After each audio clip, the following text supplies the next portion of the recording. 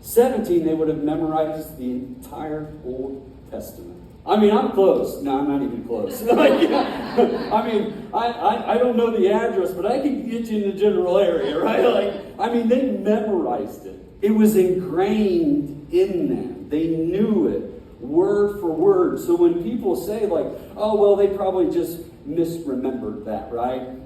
They were just mistaken. But no. Because if you didn't memorize it, you were kicked out.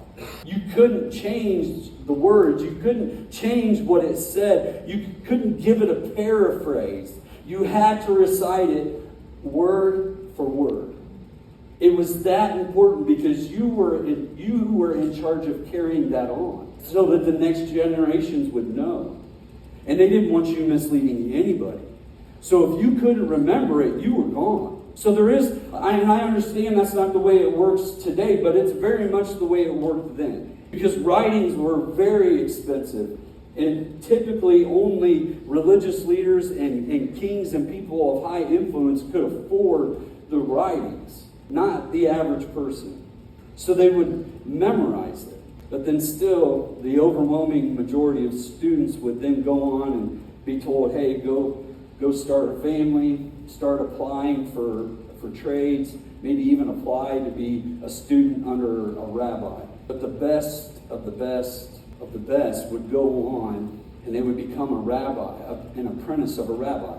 This was a very exclusive group, and many of the students would have to beg to become a rabbi or to become an apprentice of a rabbi. But when a rabbi would accept them, he would say, come follow me. Does it sound familiar?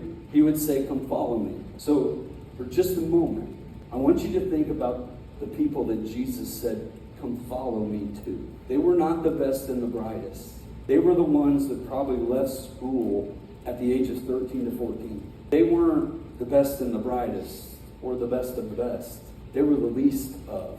But Jesus calls them and says, come follow me. When Jesus says, come follow me, he doesn't mean come and just do as I do. He means come and be my apprentice. Don't just replicate what I do. Learn what I do and why I do it. Learn how to do it and how not to do it. Right? Jesus taught them all aspects of the ministry, and he taught them the scriptures, and he opened their eyes to it. And it's interesting that when you look back over history, rabbis typically had somewhere between 6 and 7